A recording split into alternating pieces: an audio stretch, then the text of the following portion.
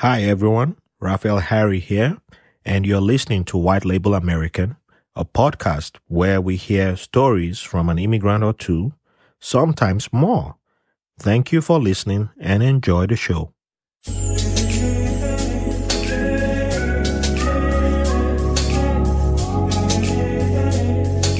Welcome to a very extra special episode of White Label American.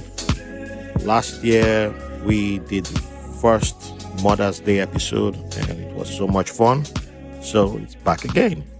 And this time we have an extra, went one extra than last year. We did it with 3 moms. So this time we got extra friends of the podcast. And we have 3 guests who have been on an episode, at least one episode before. So we have Verena from episode 50, long overdue second appearance on the podcast. We have Preet, who's been on episode 145 and last year's Mother's Day episode. And we have Mimi from Thanksgiving episode last year and episode 165. And Arabella, who's been in the studio, has brought some extra exciting guests, but hasn't officially appeared on an episode. So thank you all for joining us today. And each one of you will have an opportunity to introduce yourselves. So this is an episode to celebrate our moms. And to all our listeners who are moms out there, special shout out to you. Everyone listening, don't forget you have an opportunity to let us know, give us feedback. We'd love to hear from you. And yeah, thank you for your support. And we shall dive in. And how shall we go?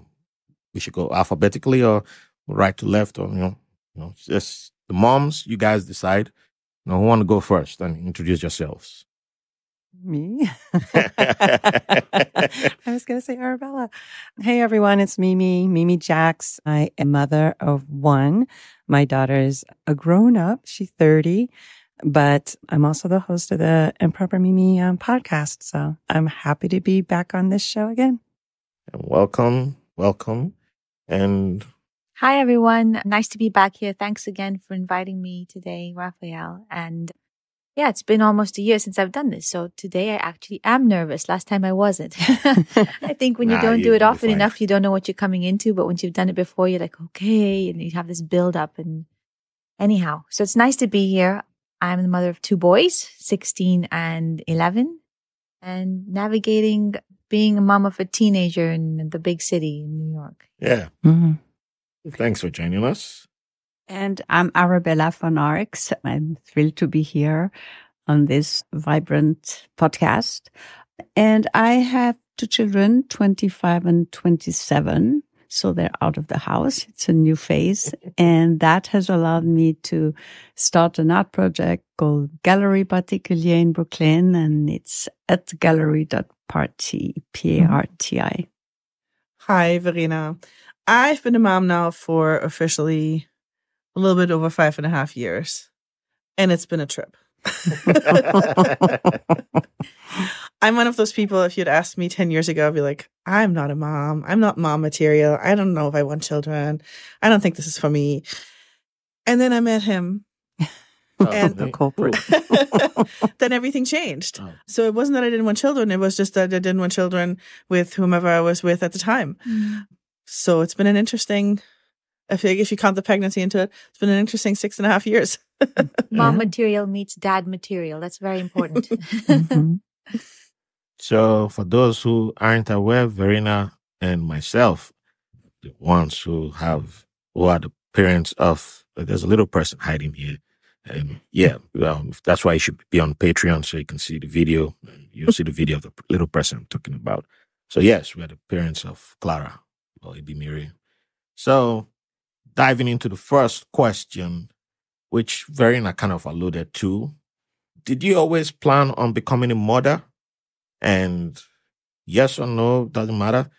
How has your cultural upbringing influenced your view on motherhood?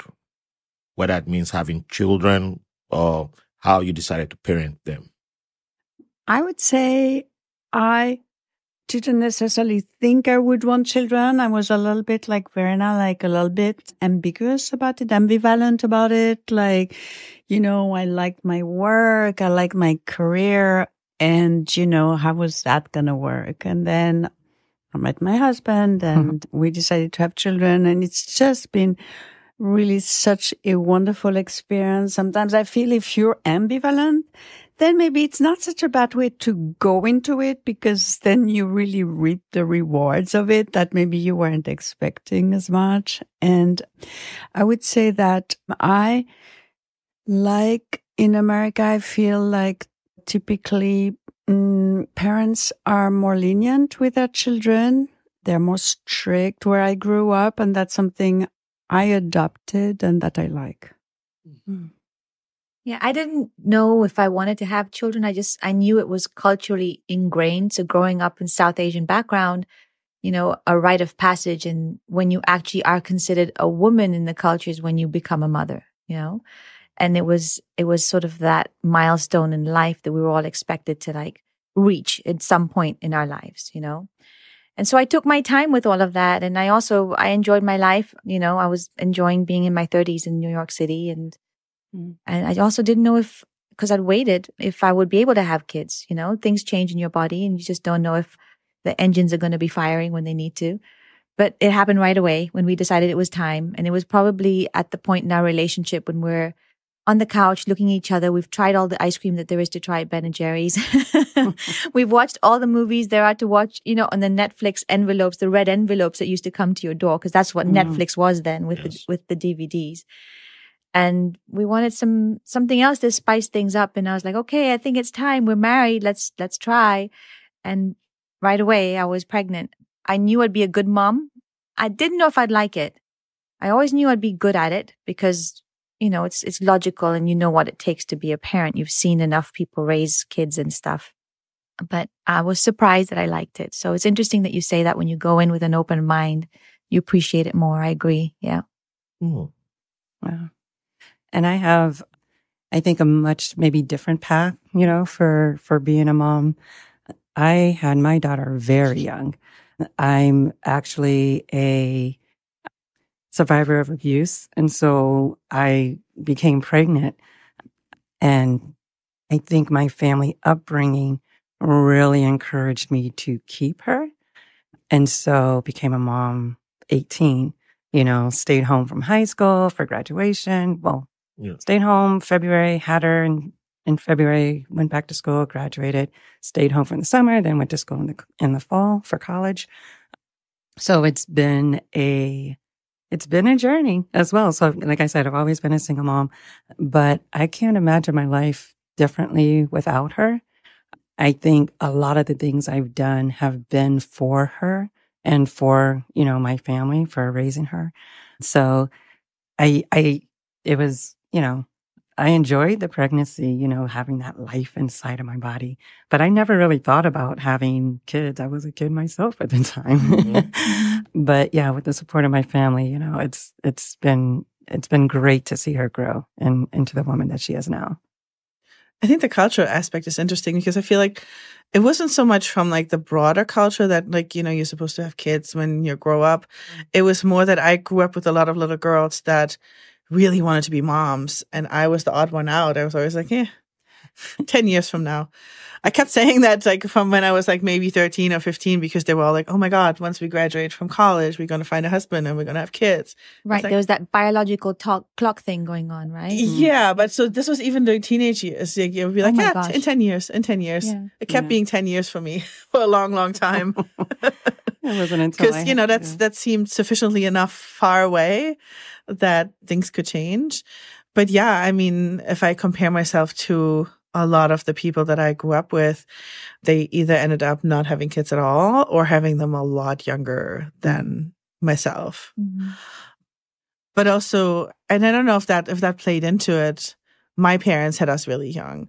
My mom's best friend had her two boys really young and we grew up together, but we had really young moms, where if I had been on the same schedule, Clara would be graduating college now, which is mind-blowing to me and where we are or where I feel like I am in my life, right?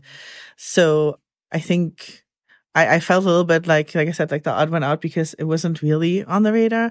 And then even after I moved to the US, a lot of a lot of people that I know that I became friends with or friendly with, they now have children that are in high school, or they have children that like just went to college. One of my friends that I'm still in touch with from when I lived what Ralph calls upstate, she just had her first granddaughter. Wow. She's just a couple years older than me. That's amazing. And so what I think is really interesting in a kind of melting pot like New York is you have everything. And even though I'm an older mom, right, we're in our 40s and we still have a kid in kindergarten, there are enough of us out there that I don't feel like the odd one out anymore. Yeah. But there's also a ton of young moms, right? Like, so it's not like anyone, there's just enough moms around that everyone can find their group, and nobody's kind of like has to feel alone in that. Yeah, that is the beauty of being in a big city and diverse city like New York. And it's not just diverse in terms of, culture and everything, but also there's this age diversity that we get, right? And it's part of what I love about New York. We don't get aged out of things, There are certain things that if I was in Kenya, certain things I do, I would age out of it and I wouldn't be doing that anymore because it's just not what people my age would be doing. Like, I like to go to club, I like to dance, things like that. Someone who's almost like 50, like me, would not be doing that back in Nairobi, and would be sort of judged for it. But also as a parent, people would give you a lot of pressure. They're like, oh, well, you're 30, you're trying to have a child. You're 40, you're trying to have a child. Why? And you're going to be an old parent. Why would you do that? And people would actually vocalize that. They feel like they can for some reason. Oh, yeah. Whereas here we're more accepting with that. And yeah, we see gray-haired parents all over Park Slope. So it's not an unusual thing. Yeah. Okay. Not that you have gray hair at all. You have a long way to go before that. You reminded me, and Mimi, thank you for sharing what you shared, by the way. But yeah, that's a great point you brought up, Preet. But like Kenya, Nigeria, I think we're very upfront with our opinions, and sometimes we don't realize this. The line between blunt and being mean can be a little bit. It's a very thin line, but I remember there's a friend of mine, childhood friend of mine, one of my few childhood friends who we are still good friends, and when I discovered that his mom's sister was one of those families who couldn't have kids, and for lack of a better term, we refer to those families as barren. That's how we just call them. We call them barren families. So in order for his mom's sister not to be identified as a barren woman, his mom, I don't know how many kids his mom had, so they let him stay with his aunt, and he was identified as his aunt's kid. So that's why we all grew up considering him as himself and his sister. And his aunt will now have a child. I think she was probably maybe closer to her 50s when she eventually had a child, and it was a big party. Oh, wow. And that's like when everybody realized that, she never had a child all this time. So part of that's how far the family went to like just make sure this woman doesn't get stigmatized, doesn't get judged. And I think it may have led to me having empathy for women who go through, I say women especially because as men, we have the liberty to be in and out of it, to choose whether to have kids or not. Well, we can be in our 50s and come back and say, okay, yeah, I want to have kids now. Society treats us in a different way, but it's the women who get the brunt of it. And after seeing that big party, I was probably around closer to 13 or 14, when that big party happened from the church. We went to the house. The whole community was there just celebrating with this woman. And I thought about it, like I've seen movies, I've seen plays, how they insult the woman. And, the family even starts making moves to get a second wife for the man. Like, this woman is barren. Go get a fertile woman, for a young fertile woman for this to replace. And, I think that something just clicked in me then that, wow, it's not right to treat a woman. But, you don't say it out loud so that you don't get cussed out by your elders. But I think it just dawned on me that, it's tough for people choose to have children late. And I don't know, but I never did anything to it, and it just disappeared from me, and I never took recognition of that. And until you just brought up that point about, choosing to live certain lifestyles at, later on in life, how you get judged. And I'm like, yeah, we do get judged, coming from that society that I came from. Mm-hmm. There's a lot of, harsh judgment. Like, why are you waiting until now to have a child? It's just like, hey, I chose.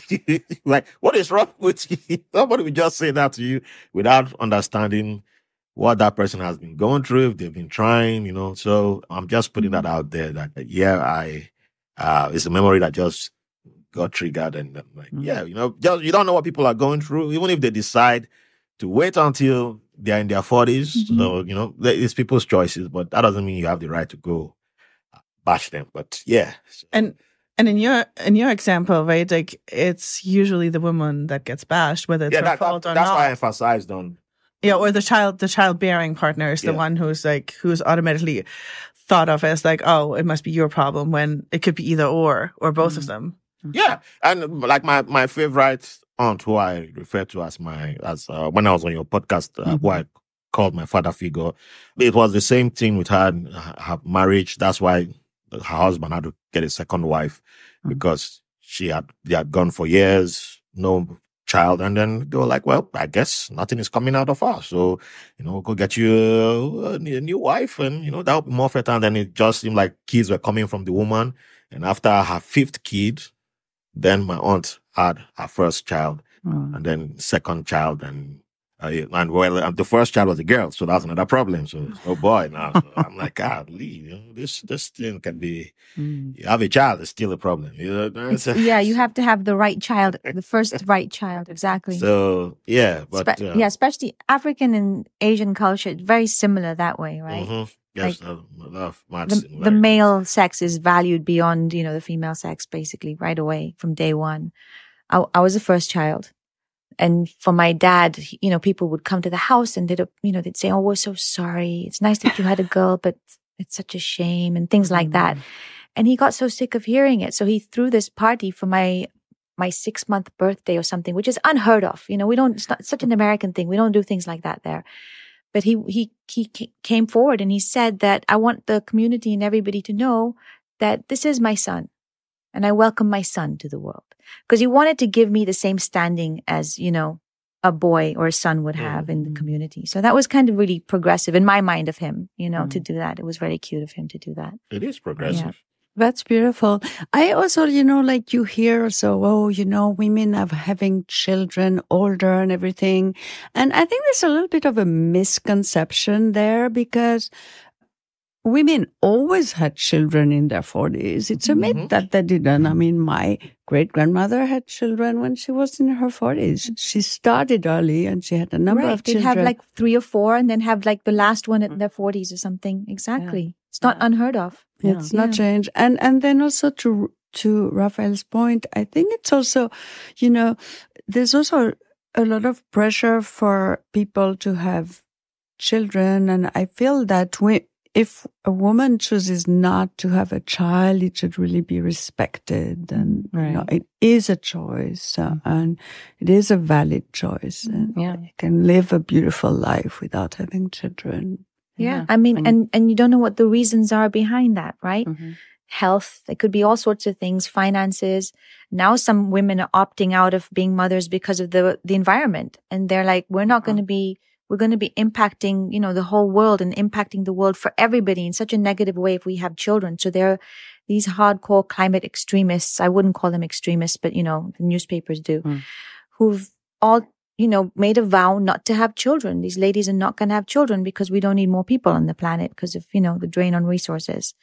So you have to respect. I mean, I once shared a view similar to that, and I didn't. Yeah, I don't think I ever saw myself as an extremist. And there were people who I talked to back then who were like, "Yeah, man, why bring a kid into this world? Right. Why bring a kid?" And I mean, even the 80s, we were talking about population explosion at that point, right? That's when that phrase came out, and we started hearing about population explosion, and they refer to Asia and Africa, and they talk about how the populations were growing beyond anywhere else in the world and things like that. Yeah, my mom worked. And that sort of concept came up then. The federal agency my mom worked for in Nigeria, had a family planning program that in the late 80s into early 90s that was supposed to be under the military government, was supposed to be about, they were worried about population explosion. But at the same time, every wedding I attended, as soon as, congratulations, you have 9 months. You have 9 months.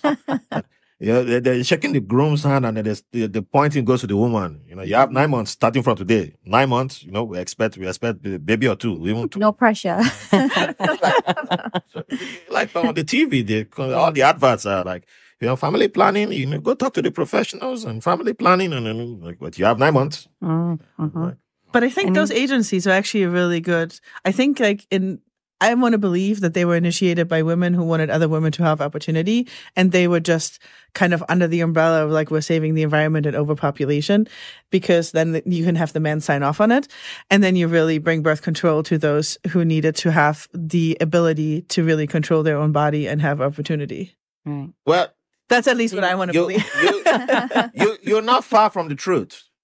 Especially like the one I know my mom. Now I know, looking back, I know that's what my mom worked for, the idea behind it.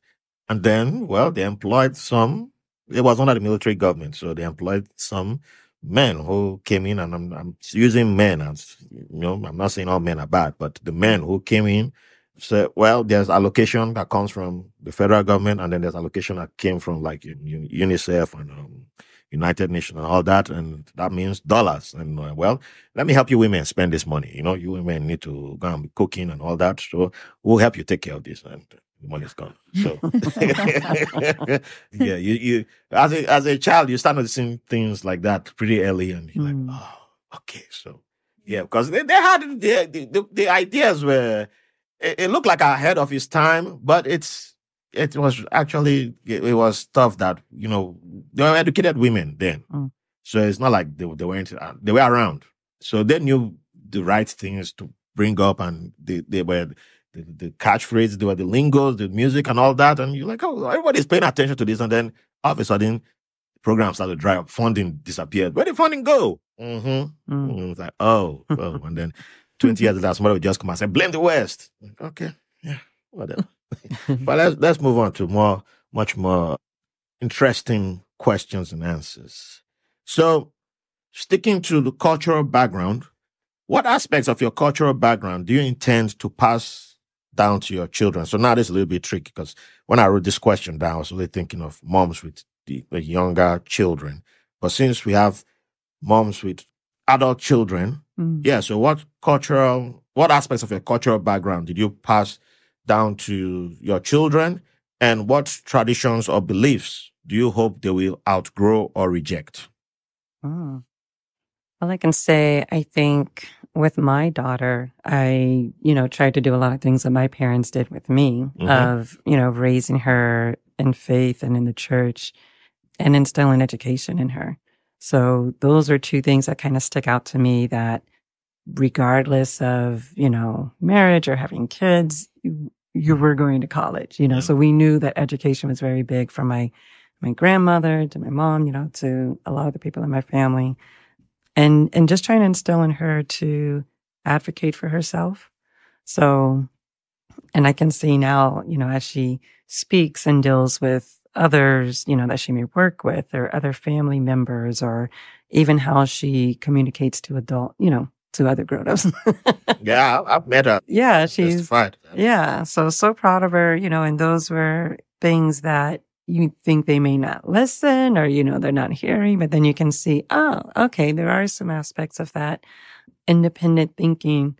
And then there's also times of like, oh my gosh, the independent thinking, like, what?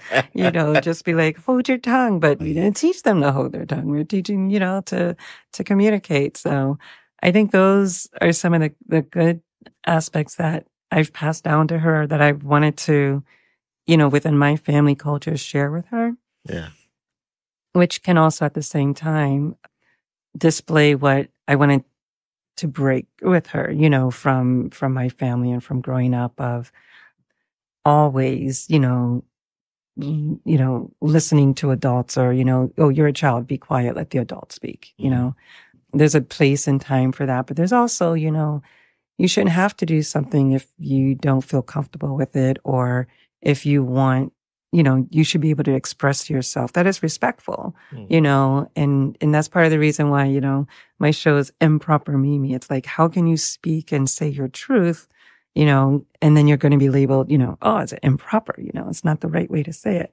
But yeah, at the same time of teaching her to speak for herself also kind of breaks the, be seen and not heard kind of thing, I never thought of it that way, but hey, great point. I grew up in Switzerland, and so I brought to the family like some traditions from growing up. Like, for example, we use real candles on our Christmas tree and, little things like that. But I think one thing I feel was of value to my children growing in, exposed to two cultures is just that it then shows that everything can be a little relative, like, values, the way to reach children, to how you treat your children. That varies from one culture, how you feel about yourself, what your place in society is. There is no like just one true value in that kind of thing. And I think that's something that I think they benefited from. Yeah. For me, it would be definitely like sitting down as a family and having dinner, because that's something my parents always did. And I could tell it was important. It was important to them. My mom would strive and make that effort to cook things we all liked. And we all had to gather at the family table and eat dinner. Even when we became teenagers and we had other plans, we'd make sure we'd come for dinner. That was a very important thing. And it kept us connected and let us talk about our day and our lives to each other. Yeah, that was a good one. And then, of course, education was always a big one. And that's something my dad always said growing up, because he didn't even get through high school. He just went and worked at the age of 14. So sending me, his oldest to university was a really big deal. And then he always told me people can steal everything away from you, but they can never take your knowledge. So that was something very important. And we try not to pressure them for their education, but it's important to get a good education. And then respect for your elders, respect for how you treat others in society. That was very important. I grew up in a multi-generational household. So my dad's mom lived with us. And often my mom's mom, she was sort of nomadic. She'd hop from house to house to her different kids, and she'd come and stay with us too, my mom's mom. So that was very special. And I always sort of, put them above my mom and dad's needs. Whatever they needed anything, I'd drop whatever mom and dad would ask for and do what my grandmas wanted first, because I was taught to do that. And I teach my boys this. Growing up in New York, unfortunately, we don't have those older people around us. But we had older people on our block. We have Jack, who's our neighbor, who actually passed away recently, 97, World War II veteran. And he would stop us and talk about his day. And I would stand there and just talk. And the boys would get irritable and want to go home. And I taught them it doesn't matter. Jack can talk to us for as long as he wants to talk to us. He lives on his own. And he probably doesn't get a chance to speak to many people. And we just stand there and listen to his stories. And you will learn something from him one day. And so they started, understanding that and getting it. And they would, stop and chat with him, which was important. But the things that I would like them to leave behind, and I think they will because of being in New York, is classism, this regard for other people in society who are like higher up. And that phrase comes up with, I guess, my community back home in Kenya. My mom even says it. Okay, he's very high up in the community. That phrase comes out. It's very sort of, I guess, Indian way of thinking from the caste system. If you're a doctor or a lawyer, you're higher up. If you're, a hairdresser or, you're, I don't know, washing dishes in a restaurant, you're lower down on the rung, And that's something that I don't think we need to carry forward.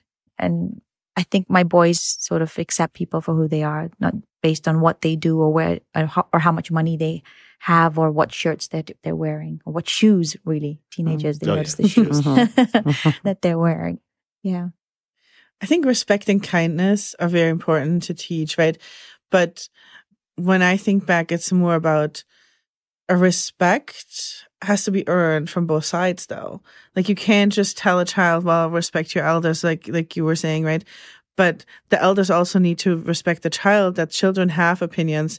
And we have a great case at home. She has a lot of opinions. And as hard as it is sometimes, we do want to encourage that. We do want her to speak up. We do want her to have opinions and her own boundaries.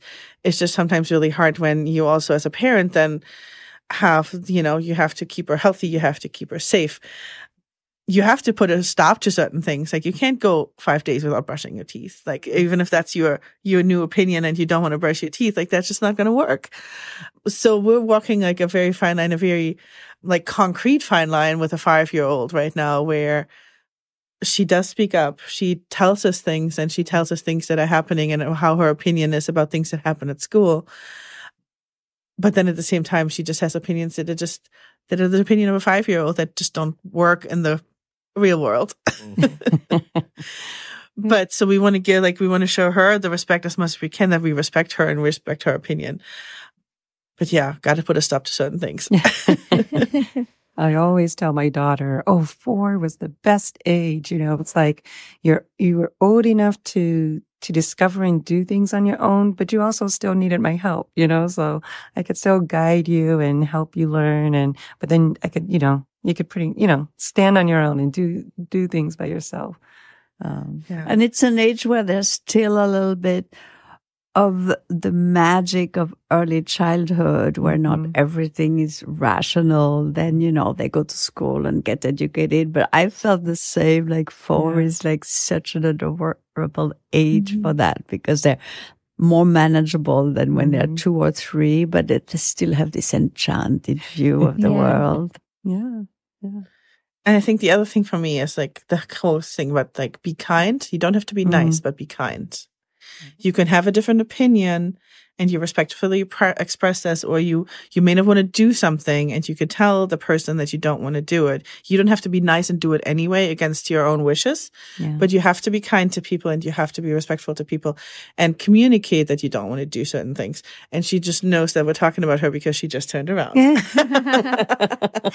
We felt we had to intervene a few times in school, where we have a daughter and a son, where we felt that our daughter was asked to be nice. And we really resented that, whereas our son was not asked to be nice. Interesting. Yeah. And we actually went in the school and we were like, don't ask our daughter to be nice, Right. Ask her to be kind, ask her to be respectful. But this message that girl should be nice, we really resented. Yeah, So I have it's to watch out interesting. for that. Yes, stuff that I don't, it's not always in here, but sometimes that's why I'm glad I have Verena in my life, because sometimes I don't catch it, and then sometimes I'm like, oh, yeah, okay, yeah. And it's not like one script works for both, right? It works for all, even whether male or female. It's different with boys, it's different with girls, but it's different with different personalities too. Sure. You have to know who your kid is. Like, I have a son who's the younger one, who's just a sweet guy. He has a sweet heart, and he'll just get pushed around and stuff. So with him, I'm like, you have to stand up for yourself. You have to be more, more forceful. You have to be able to say no. You can't be nice to everybody, So I'm doing the opposite with him. And you wouldn't expect somebody to do that for a boy, but it depends on their personality. You have to adjust that way as well. And it depends on your own personality. I mean, I can say for myself, I try, but I don't always manage to be that calm, level-headed parent. Because if you catch me in the wrong situation, or if we're running late, I hear your boundary, but you still have to put your shoes on before we go outside. And it's difficult. You can't listen to them in every single circumstance. In certain circumstances, you just want to function and get out the door and get somewhere, right? And then the dog's barking, or the neighbor's ringing the doorbell, or the phone's ringing, and then you're trying to deal with the shoe that they just keep pulling off or whatever. It's like it gets crazy. And those moments, I used to say, "You're frying my brain." Like, that was my phrase. Just listen to me. You're frying my brain. And we can't be perfect either. Yeah. Sometimes we get angry and wish we weren't. But, I think that there's this notion, I think there was a book called A Good Enough Parent. And I think that's a really good notion, like to really aim and really work at it. Parenting is work. It takes thinking. It takes really, it does. And it's important to try to be a good enough parent, but perfect is not something you can reach. It's a myth. No such thing. Anyone selling perfect parenting, that's a scammer. my cousin who just got married, and congratulations to him and his young missus. They're 26, so really young, and going on for almost 2 years about the one become parents, and I was like, oh, you're really young. Enjoy your life a little bit. The other day he sent me a quote, and I know the person the quote is from. It's like one of these, what they call them, got in the word for them, and they have their perception of what a woman should be, how a woman should behave. And so for the person to say children must be allowed to be children, I knew he had an angle to where he was coming from. And my cousin was like, I listen to this guy a lot. I was like, okay, first of all, that's not where you're going to get your parenting advice from, because that's the type of person who will tell you that the mother can be perfect, dad can be perfect. I'm like, yeah, he's always setting you up for failure. So disconnect from that person, find your path. And if you're using me as an example, I'm not a perfect dad, and I can't point you to any perfect parent out there. But yeah, and I think because of this conversation I'm having with my cousin, that's how I even found out about child's rights. And I wasn't even aware of New York State's Bill of Rights having children's rights in New York State. That included, but it was mostly tied to the legal ramifications involved in divorce. And I was like, okay, but through that I did some more reading into children's rights, which I'm like, okay, I'm proud of them. I'm doing a good job on that side of it, because one thing I'd always considered before even becoming a parent, or even when I was I don't think I'm interested in having a child, was children have a right to their own identity. And that I don't even know the day I decided that was a thing that I was going to start believing in. But maybe it was from babysitting my nieces and nephews, my first nieces and nephew, and seeing how they were I was like, wow, the way they think, and okay, you're not like, but you like this person in the family, and at the same time, like this person in the family. So you were forming your own identity and into your own person. And maybe that's when I began to see children's rights as a thing, but I didn't have the exact wording for it. So yeah, so it's amazing how this whole journey has come to, and I think I'm a much better parent in my older age than if I had gone with that dream I had when I was 18 and I said I was going to get married and have 4 children, one woman. Good thing that didn't happen, because I don't know what would have happened then. But speaking of culture and child's rights, how did you integrate rest, play, culture, art into your parenting approach? I mean, I can speak to what we're trying to do, right? Like, because we're still in the middle of it with her being 5. Well, you gotta pretend I'm not there. Well, okay. like the whole. So she is a very different child from how I was at that age. I was a tomboy. I played with skateboards and bicycles and cars, and I had a Barbie because my friends had Barbies, so I didn't want to be, left out. But that was kind of the extent of my nurturing qualities at that age. Whereas Clara is very different. She is very artistic, like drawing, singing, music, just expressing herself, dancing. She is interested in very different things. She loves gymnastics, for example. You could have not caught me doing gymnastics when I was like 5, 6, 7 years old, because this was not my thing. And never afterwards either. But so what I'm trying to do is just to expose her to as many different things so that she can find what she likes to do. But also not like pigeonhole her. Like, so she likes gymnastics now, but if next year it's dance or the year after it's taekwondo, that's totally okay. But I want to expose her to as many things as possible and see where that leads her. See how like that nurtures her. And so we signed her up on a whim for theater, like for 5-year-olds, 5 through 5th grade or something. And then bought a couple of tickets for BAM when they had performances, and really take her into environments that maybe not everyone takes their 5-year-old because there's not the interest, or they're different children. They don't want to sit still and look at something and look at performances. And then I would do different things, right? Like if she was interested very much in, I don't know, soccer, watching basketball. We have friends whose children are really into baseball. Then I would try to encourage that and see like where that leads her. So we're right now really in that phase of like, what do you want to do? What are you interested in? Where does that get you? Like what path you want to go down, and what maybe we come back to later when she's a little bit older, or maybe never.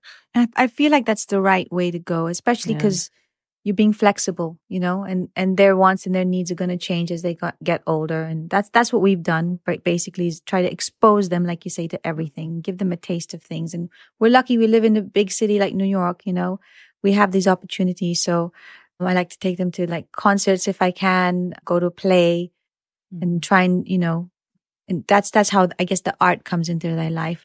But my older one doesn't like drawing. I didn't. My mom was an art teacher. I couldn't take art. So I couldn't take art with her ever. So that never happened for me. But I'm a video editor, so my art comes out in a different way. And I like to DJ, so my art comes out in a different direction, you know. And then my younger one, he loves drawing and he loves sitting there and painting and things. So we got him the pack of, you know, all the crayons and all the paints and different papers and stuff that he can play around with. And he does that. So you start understanding their personality and who they are and what they like. The older one, of course, he was our first. So we were like, okay, you're doing soccer and you're going to do basketball and you're going to do this, all the stuff that you would do as a mom in Park Slope, you know? And he hated team sport because he's a high achiever. And if he's not good at something, he'd rather just not do it. He wants to be the best and win, or just not touch it at all. And you're in Brooklyn in New York. There's going to be a superstar on the basketball court. There's going to be a superstar on the soccer field. You're just not going to be that superstar. There's always going to be someone better than you when you're touching a sport. So like these team sports were not for him, and we realized that. And then he discovered fencing, which was really unusual and strange. But we're like, okay, fencing, that's your thing. And it came across because it was one of the after-school offerings at his elementary school. So that's how we found fencing for him, which was great. And then he did jiu-jitsu for a while, but he surprised us when he started high school. Now he's on the football team. So he's doing such an atypical American sport, you know, with the team. And he's still not very good at it, but he's also owned that about himself, which I think is important, you know. I think I was very worried about him steering away from things he's not good at. And he would shut off so much of the world to himself. But he's stuck in football. He'll say, I'm not that great at it, but he does it. And he's with his bros. And, you know, he's met a lot of guys in high school. So it's worked out in that way. Culturally, it's been hard. You asked about culture. And I'm not connected to the South Asian community as much here as I would be if I was back home. But they're not interested in it. You know, like we had a wedding we were invited to last summer in Vancouver, a proper Punjabi, big Indian wedding. 5 days I went for. I was told off because I wasn't there for 7 days, which I shouldn't have been. Which I should have been there. I was about to ask. Like, yeah, and I know it's like I was there only for 5. And I didn't take them because they were not interested. I knew they would be bored to death of half this stuff, you know, and they're boys. They didn't even like, the outfit wasn't even exciting. I'm like, you can get dressed up like, don't care. You eat Indian food every day. I'm like, I only need 1 meal of Indian food a week. It's fine, you know. So I went on my own and I met my cousin there, and I felt bad about not taking them at first. And then when I immersed myself in it, I'm like, this is not for them, and it's okay. You know, I can't push it on them. They know that it's there for them, and that's a world that they can always connect to. And that's part of who they are. And they get, you know, little glimmers of exposure to it, but they don't have to be constantly pushed into it. Yeah. You know? They might also come back to it later in life. Right. Yeah. Right. Because I used to be a little bit like your son when I was growing up, where it's like, if I don't feel like I can be really good at it, I don't know if I want to like set myself up for disappointment. And getting older and then also probably having a child of myself, like I now do things where starting in my 30s, I started doing things like just for the hell of it to see like, would my body let me do it? Mm-hmm. So I tried snowboarding and surfing for the first time in my 30s. Yeah. Right? Like I could have done that anytime in my 20s, but I was That's still in brave. that mindset like, oh, if I can't figure it out, I'm going to be a failure or whatever. So maybe it's just, they come back to it. They come back to their cultural roots at some later time, maybe when they meet their significant other or when they have children on their own. Yeah, I hope so. I hope so for their sake, And even a lot of times in college, I've seen, I went to high school in a suburb, and it was a mostly white suburb, and we had Black students from the city. I grew up in Boston, and we would take students from Boston and, bus us out to the suburbs. So there were a few, and there was an Air Force base nearby. So there were other, people from different cultures. And, in high school, everyone's like chill, trying to, just blend in, we're all cool and the same. And then you see as people go to college, they start to discover and realize either with or without their parents, like, oh, here's a little group that I'm a part of. And then they start, realizing, some of the heritage or the history of their culture. And then that kind of expands. And I've seen like people like kind of explode. I was like, oh, I'm like, I didn't even know, that, maybe you were Haitian or, some of my Indian friends, then they changed, their names became properly pronounced instead of like in high school, Yeah. So they may just, find that on their own and become curious. Yeah. It'd be interesting to see. In certain aspects, I'm more German when I'm here than when I'm back home. Oh, yeah. I feel like. Yeah. And or where I see like there's a difference in the way I approach things or I talk about things sometimes. Mm-hmm. Whereas like when I'm back home, it's starting to blend, like it's starting to go a little bit the other way now because I've been here. I lived in Germany for 20 some years and now I've been here for 20 years. Ah. So I feel like now it's like going a little bit the other way. But at least the first 10 years I felt more like I was noticeable to me more German here than when I'm with all the other Germans, so to speak. Yeah. And my family's American, most of them are from Ohio or Pennsylvania, but I've always, grew up around other cultures. And so even when my daughter was, 4, I'm giving her jerk chicken and then I'm like, she's crying. And I was like, oh my gosh, that was too spicy for her, but she's always been around, like my Spanish friends, which are like family, and taking her to other countries with me, so she has, I guess, been exposed to other cultures that are not just, Ohio or not just Boston, so it's important to me that, her education in Boston, that she was comfortable. I stayed in Boston so that she could finish her education, because I was like, oh, I want to go to, maybe Brazil or Toronto or DC. And I was like, I don't have the network there to raise a child by myself as I do here. So I stayed in Boston, even staying in Boston for school, because I knew I was going to Tuskegee in Alabama to study architecture. And I'm like, I'm not going to be able to do that with a baby. So I stayed in Boston for her whole, education really. And even realizing the type of education that was best for her, because I, similarly exposed her to all the sports. She didn't really like sports, all the instruments. She didn't really stick with the instruments either, but she loved, reading and, computers. So I'm like, oh, good. She's going to be an engineer. No, she wasn't an engineer either. What did she end up doing? She ended up working with international student affairs. Mm-hmm. So she's like with the registrar's office and working with, helping that transition and the paperwork and everything for students to come to the States and be able to work, here, go to school here. That's nice. Yeah. And I think travel is a great way to just get them, open their minds up a little bit and get them to connect to where they come from. Yeah. If you can travel and take them to their roots, that's a huge thing to be able to do. Like I took my boys and we lived in Kenya for a year. And I wanted them to experience what it was like for me growing up in Africa, but what it would also be like for them to feel like they had another place where they belonged, Mm-hmm. not just like off New York or off America. You're also off East Africa, Mm-hmm. in a very complex way, because they're mixed race. They're African American and Indian, but the Indian side comes from Africa, which is very unusual. Yeah. Well, I think also like, you talk about your network in Boston, and for us who come to New York, from another place, and we don't have family here and we're raising children, then you have to create your own family in the city. And so, and that's a beautiful thing. Like, like your friends, other parents with children really become a part of your family. You might celebrate holidays together because, and of course, like support each other when you're sick or when something happens and you don't have the grandparent, you don't have the uncle, the aunt. Mm-hmm. Yeah. I mean, that I think was priceless of, like you say, creating a village, creating a network of other people that you can rely on and talk to.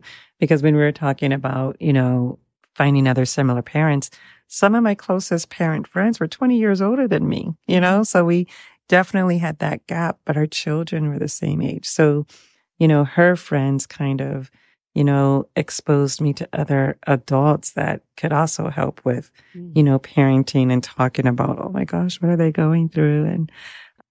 And even, a lot of after school, activities. I'm like, I was a workaholic, and she was the one who, it's like, Mom, like, why are you always working so much?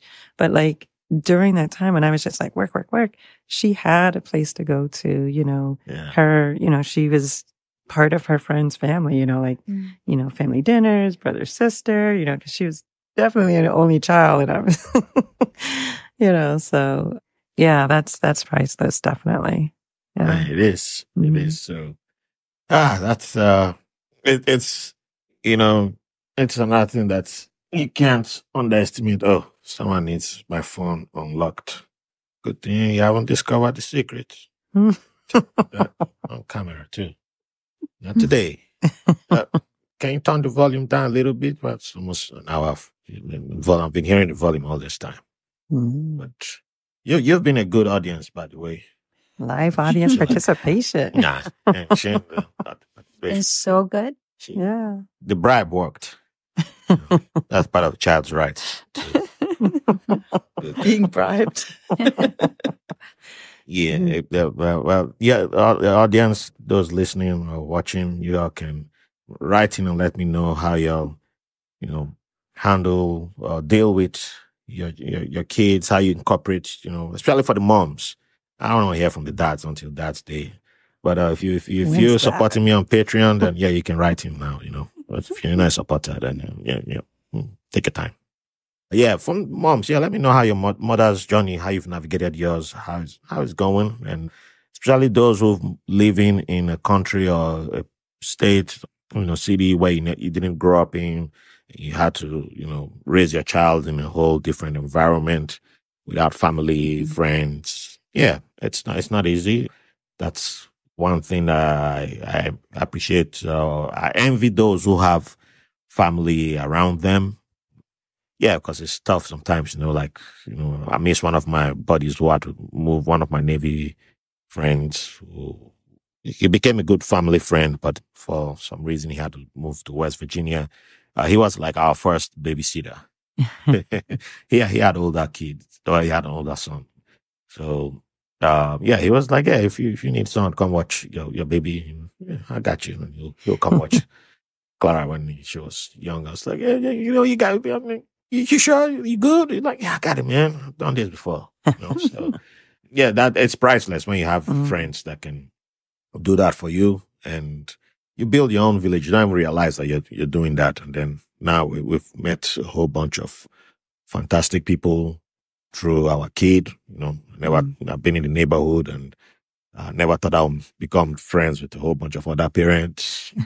All this time, I probably walked past them multiple times until I had a kid, and knowing them. So, I appreciate them for who they are. For them being in my kid's life.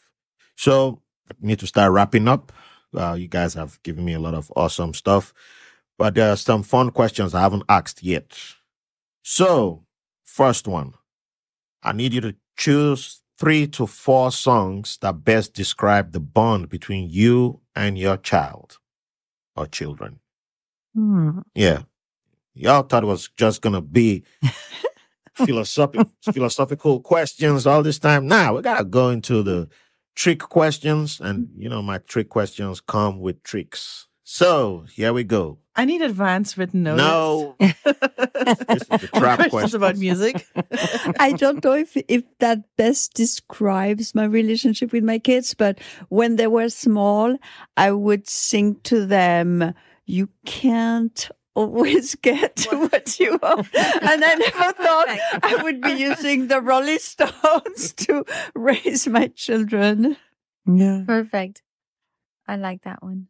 So my youngest, he used to, when he was, I guess about 3 or so, Katy Perry was big deal then. And he used to jump around on the couch and sing Katy Perry's Roar. Oh. So that became a big one. It's an important one. And actually, I showed it to Clara the other day when we were at the Butterfly Garden because she was watching these music videos. I'm like, "Do you know this one?" And she knew it right away. Yeah. She's like, "Oh yeah, I know Roar." I'm like, "Okay, cool." And then I think one that we sort of always gravitate to as a family was Bob Marley's Three Little Birds. Don't worry about a thing. You know? Okay. I like that one, and it's a good message for everybody, especially my teenager nowadays. And then there's a hip hop one, Little Uzi Vert and his I Just Wanna Rock. Okay. The boys both like that, and I started to like it too. Yeah, I was about to ask, would your son approve of you mentioning himself and Kid Perry in the same? Probably not. No. And now it's all Taylor Swift. It's all about Taylor Swift. Oh, he's a Especially- Taylor Swift No, fan? he can't stand her, but it's all about her these days. Oh, Especially all her right. new album came out. They're Yeah. having these, watch parties, and then they're having this movie of hers, movie night at the school and stuff. I'm like, "Do you want to go?" It's like, Yeah. this is the 11-year-old. He's like, He's man. like, too cool for that. All right, I feel you. Yeah. I know. They don't like what I play as a DJ either. So, Oh, wow. so that's old music. That's I'm for like, old- it's that's- contemporary. oh, How Lord. okay? Lord. No. And I'm the one dancing to Preet's music. Now they're going to make me feel old. Yeah. Hey, he old. He's old. Check out the shoes he's wearing. I'm like, man, I wear different colors. My daughter's created a Spotify playlist. Well, I mean, you can just, click on something and it'll combine some of her favorite songs and my favorite songs and then kind of make a playlist that, we can both, live with. And when she was growing up, she listened to a lot of K-pop and I was like, oh my gosh, these songs are in my head. We're like, we need some old school, R&B, some old school hip hop. But one song that, she was doing some Discord thing and they were like, oh, what is like on your parents' must have, playlist? And so she remembered Sanchez. A reggae song he had was Lonely Won't Leave Me Alone. And I used to play that, blasted, jamming in the car.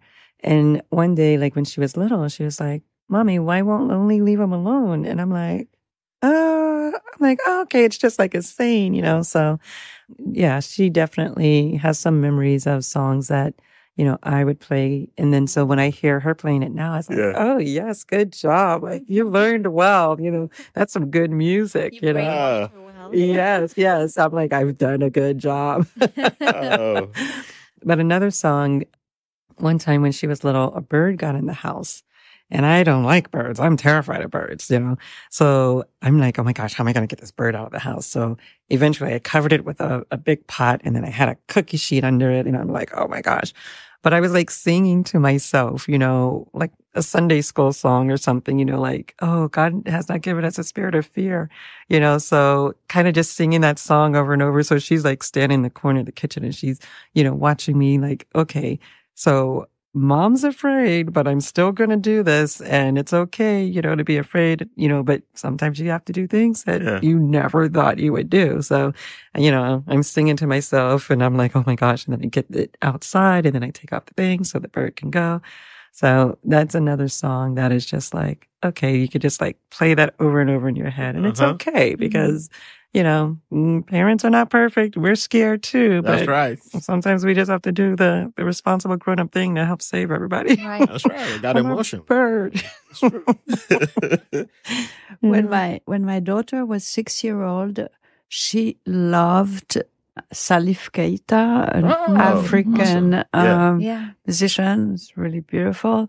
She would just listen to him over and over and over again. And I was like, I have to see if he's coming to New York because she's obsessed with him. Sometimes. And he did come to the band shell. We lived really close. And like 2 days, I think, before her birthday. It was incredible. Mm-hmm. And so, he has this song, Je t'aime, mon amour. Mm-hmm. I love you, my love. And I mean, I think that parenting, you get all this unconditional love. And so, yes, that's definitely a beautiful song to illustrate that. Awesome. So Clara has her own playlist that plays in the house. Well, I listen to her music more than I listen to my own. But there's like two songs that stick out to me that have nothing to do with her playlist, that are more from like what I associate with her. So there was this time when she was a newborn where she would wake up in the middle of the night and would just not go back to sleep. For some reason, the song that stuck in my head was that Take You to Church. So I would like be standing like half asleep in the bedroom, like rocking her and like humming the hook to that. Mm-hmm. I like still vividly remember that. I don't know why it was that song. It was just like that song was just for some reason stuck in my head. I had heard it on the radio or something. So like if she ever like knows the words to that, it's fate.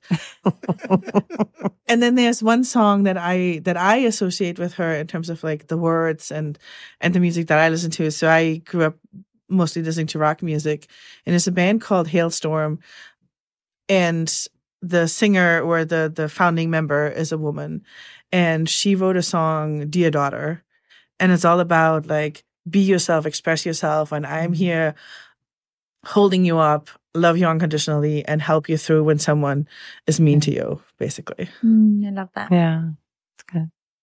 I got one song memory to throw in there. It's not, it technically adds to this answer, but, I was one day, every now and then I show or introduce Clara to songs that I, enjoyed from my childhood or even from my days in Nigeria, or just songs that I like, the ones that I feel, okay, I can let her listen to this song right now.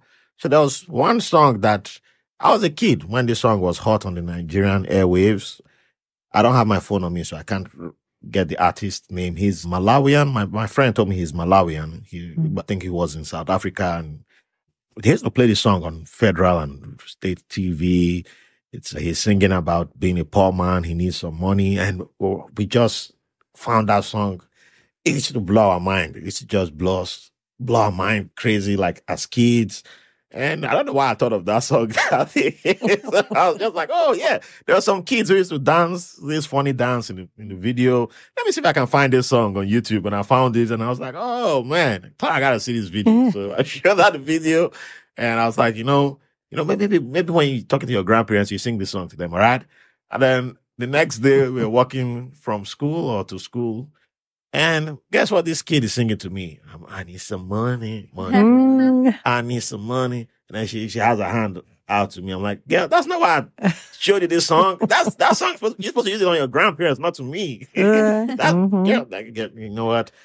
This, you know what? I revoke your rights. That's not how we do it. But yeah, it was quite hilarious how she quickly turned the song on me. Like, I'm like, oh man, it's a classic. I hope he's still alive though. But yeah, it was something that took me back to my childhood. Yeah, but one of her favorite songs is still one of my favorite Nigerian rap songs. So yeah, I guess we're doing something right. Well, but also like at this age, like sometimes you don't realize how explicit some of the lyrics are. And then you listen to it with a 5-year-old in the room and you go like, oh, maybe we should skip that. Exactly. I'm still discovering songs that I'm like, those are the lyrics? And my daughter loves karaoke, but, she says I'm not very good at it, because I'm just like oh, wait, you're reading the words, but I'm not on beat. Or I'm like, those are the words? I'm like, I don't think that's the right word. Takes it very seriously. Takes a character very seriously. Oh yeah, by the time Clara discovered karaoke, it's game over. Yeah, she has. Well, she found some Beyonce. We introduced her to Beyonce way too early, but it was like, ooh, Yeah. like, oh man, I'm in trouble. So yeah, sometimes she's like, I want that grown woman song. I'm like, oh Lord. Or even like right now, Olivia Rodrigo, my 10-year-old niece, she loves her. And I'm like, do you know what she's like saying? And I'm like, nah. We won't go into that. Yeah. Just give her one song and that's it. Like this, mine does Jolene. We do Jolene. Yeah. From Cowboy Carter. We do. Yeah. Like, she has a classmate. She has a classmate named Jolene. So she says, yeah, we sing Jolene to her every day in school. Oh.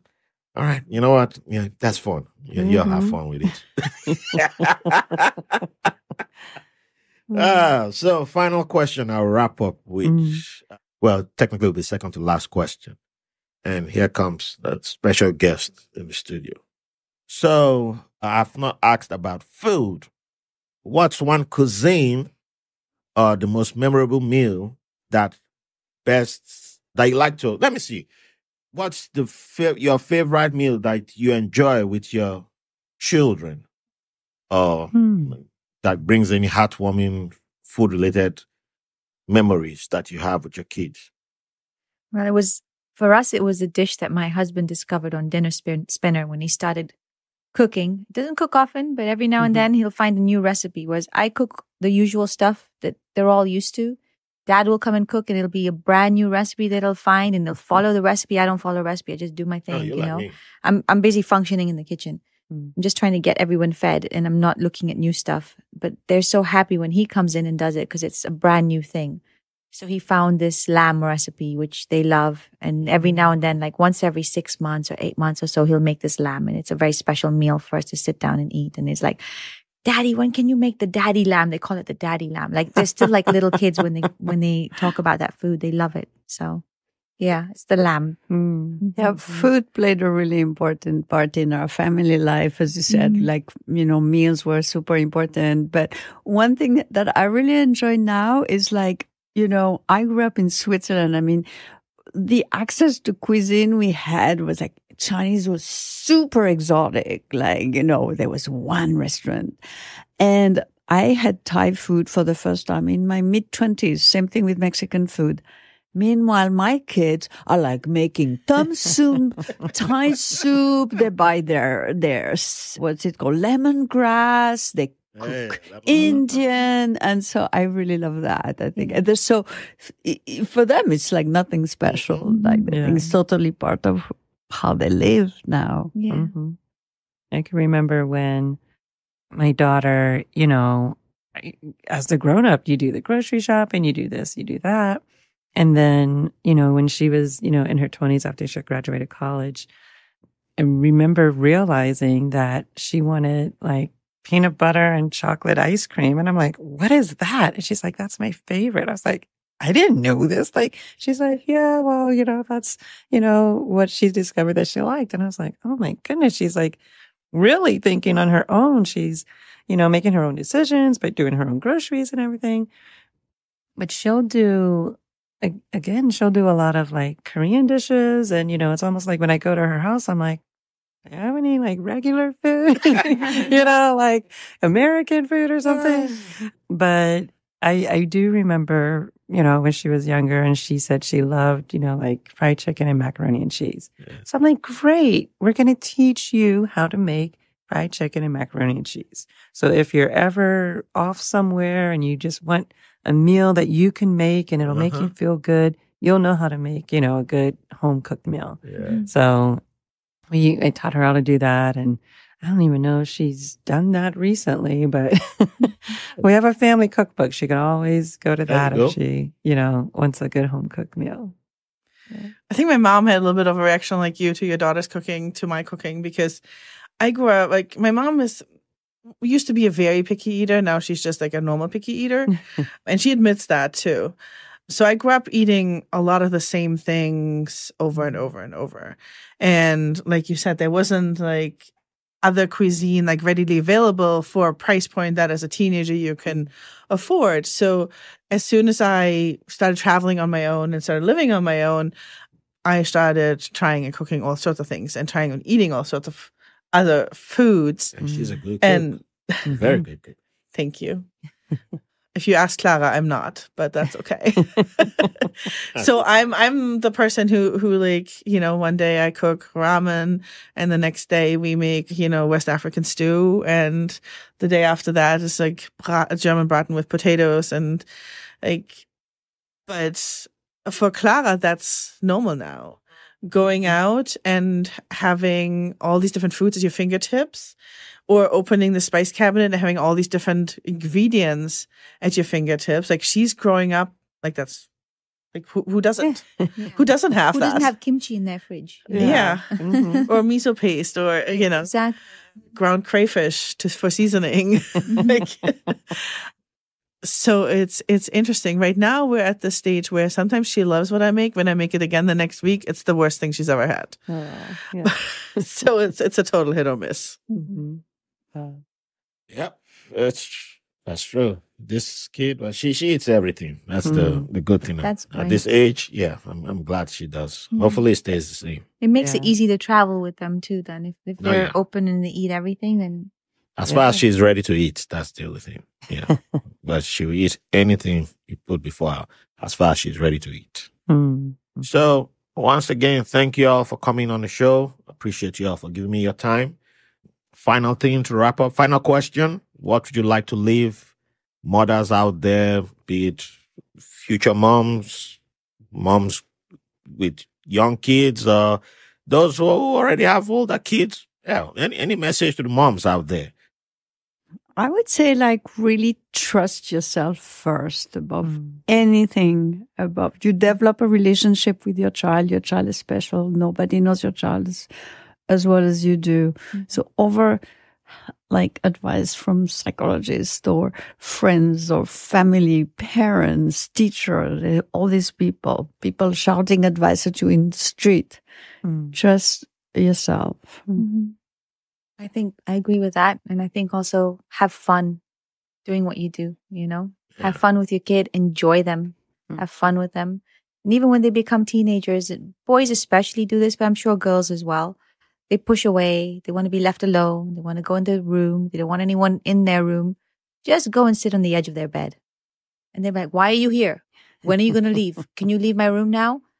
And eventually it'll stop from like them trying to get you out of their room to them actually talking to you and telling you, well, my friend's like this and we did that and this is what's happening in school right now and this is the next party we want to go to. Like they'll start talking to you, So definitely insert yourself into their life and stay there. And also remember they do need you. Their phases. They do need you when you're a teenager and put things into perspective. Sometimes a phase might seem a little hard. Well, it's going to change. It's not going to stay like that. Yeah. And as out of touch as they think we are, because they feel as teenagers, they're more connected to the world. They understand what's happening, in contemporary, society and the way things have changed and progressed, and we're more out of touch, And so they look at us like we don't know what we're talking about, but they haven't lived yet. So they don't know where they're headed, and they do need us to sort of shine the light and guide their path. Yeah. Yeah, definitely. And, just even as a young mother, I'd say to mothers out there, whether, young mother, experienced mother, like similar to what you said, follow your instincts. People may form their own opinions about you, but you know who you are and your children, and you do know what's best for them. So whether it's advocating for them, teaching them how to talk to the teachers themselves, or whether it's, teaching them to, tell grandma, I really appreciate this, but I'd prefer not to, that it's okay to, set those boundaries for your children, but then also for yourself, so that, you can also take some time for yourself and be happy and rejuvenate yourself so that you can be there for your children. So there's so many things, as a parent, as a disciplinarian, as the, healthcare provider. But yeah, there's no perfect book for this. There's no roadmap, so you kind of just go with the flow and, trust your instincts. I feel like I'm awfully underqualified to give advice to anyone. She's fine. Yeah. I guess great. like she's healthy. She's happy. She's brilliant when you sit and talk to her. So you guys are definitely doing things right. Yes. Trust Thank yourself. you. Yeah, maybe the trust. Yeah, trusting yourself, but also letting the child be the child, I guess, because they know a lot about, like, at a very early age, earlier than I would have ever expected. They know who they are in the moment. Like, they may not know who they were going to become. They don't know necessarily, or it changes from day to day what they want and what they don't want. But they do know themselves in the moment. Mm-hmm. And also, you'll always get something wrong. And it's okay as an adult to apologize to a child if you get it wrong. Yes. Because that's that two-way path to respect. Yeah, I also think that, like, if I look back, some regrets I have is like, you really sometimes have to advocate for your children in school. Like school, they deal with a lot of children. They just want things to be like leveled and normal and things. But sometimes you really have to go and say, things have to be different for my child, or we have to find some solution. And they tend to like prefer parents to keep out of things, like just to deal with things. But sometimes you really have to go in there, and that's happened to us. And I feel I wish I had done it even more, because, you arrive and you think, oh, there I am, like the problem mom, right? But no, it's not like that. Sometimes your child, there's some things happening in school and you really need the school to address that problem. And Yeah. I mean, I've even switched my daughter's school because it was such a rigid learning environment, and her personality, was more creative. And I was afraid that she would not respond well to education. I'm like, oh my gosh, she's going to hate school. She's going to shut down. She's going to feel so bad about herself. I'm like, we need a more positive learning environment. So it was a very, one of the exam schools in Boston, very, prestigious, one of those nice big schools. And I was like, we're going to go to this other charter school over here because they understood her more and she could blossom there. And smart. It was a very hard decision because, you feel like you want to do the right thing, and everyone's like, you're taking her from like the best. But again, give yourself grace and mercy and trust yourself. I had to do that in Kenya too. They started at the wrong school just because I got a job there and I thought it would be great for my family. But it was very loosey-goosey, undisciplined, do whatever you want. The kids would walk around with no shoes on kind of situation. International school, and very coveted and very, feeder school for this other expensive international school, all of that stuff. But it wasn't for us. And they needed discipline. They needed routine. They needed to know where to be and what to do in that classroom at that time of the day, And this school was not providing that. And I knew there'd be a mess. So it's hard to change, but you did the right thing. Listen to yourself, not everyone. All right. And with that being said, I appreciate each and every one of you and everyone listening. I hope you got something great from this episode like I did. And keep the love coming in. Go check out Mimi's podcast, Improper Mimi. And if you are Preet, let them know where to get your music out again. SoundCloud, Safi. Safi, check out Safi. SAFI on SoundCloud. Yep. I do play her music a lot when I'm playing soccer with the dads. If you don't know, I organize dad soccer for Park Slope parents every Friday. So if you're in Park Slope, reach out to me. If you want to come kick it with us. So it's not now. If you're trying to make the Olympics, don't come. We don't do that type of soccer. It's not for those types. It's for the types who are retired. It's for the dad bods. Yeah. So and the ones who want to keep their knees. We're trying to make. If you want to keep your knee up till when you're at 100, If you're not trying to wear robot knees, then yeah, you can come. So yeah, it's all about fun, have a good time. And Arabella, do you have anything coming up? We do have an opening this Wednesday, and it's prints from our artists. And there will be a raffle where the winners will be able to host a print from our artists in their home for several months. And that's at Gallery Particulier, 281 Maple. It's Wednesday, May 1st, 6 till 8 p.m. and it's free. Oh, awesome. Well, disclaimer, this episode will be out on Mother's Day week. Okay. Just putting that out to the audience. Right? Oh, bless you. I was about to ask you if you had anything to put out to the audience. Oh, well, you sneezed, but it's all good. Well, we'll have the raffle. The actual raffle will be on June 4th, and that will be a storytelling evening. Okay. I hope to be there. If I'm in town, hopefully I'll be there. All right. And I'll share with you all too, in case you all want to come. Right. Mimi, did you share where people can find your podcast? You can find me at M Proper Mimi. That's M Proper with an M. And that's mpropermimi.com. And all the social handles are M Proper Mimi. Everywhere you go. All right. Raphael, thank you for having us and for giving us a platform today. Hey, Yes, my thank you pleasure. so much. I love talking to awesome people.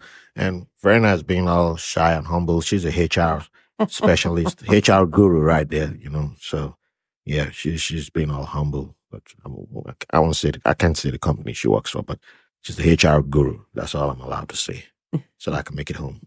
All right. Thank you all for listening. Keep the love coming in. If you got something to tell us, please do. We love your feedback. Keep the support coming in. We need patrons. So sign up for Patreon for as low as $3. Get your friends who got $20 or $50 to spare to sign on so that, we can bring more stuff. We're talking about Fallout. We'll be talking about other shows that have come out. Yeah, X-Men, and that will be on Patreon. And got many more awesome stuff. And dads, start getting ready. We'll get you guys soon for Father's Day. All right. Thank you for the privilege of your company.